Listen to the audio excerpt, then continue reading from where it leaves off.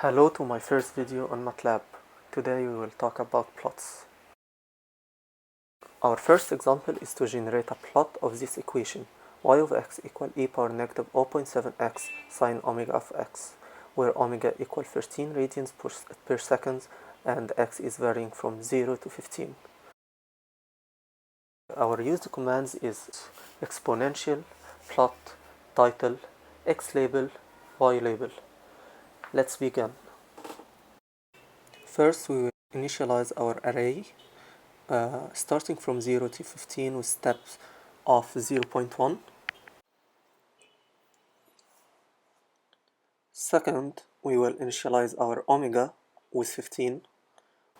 Then we will write our equation y equal e power negative 0.7x multiply sine omega x. First, notice this error using the multiplying operator. Inner matrix dimensions must agree. Okay, this means that we are multiplying two matrices which don't match in their number of rows or columns. Remember, Matlab always does matrix operations, so we have to specify an element-wise operations by adding a dot before each multiplication or division.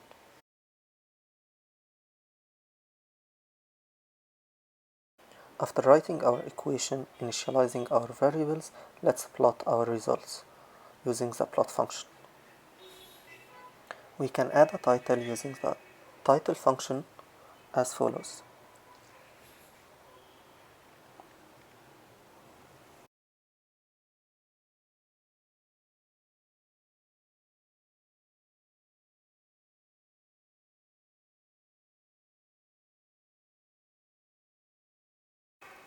Notice that the exponent operator only works on one character, so we will need to rewrite this equation adding an exponent operator before each character.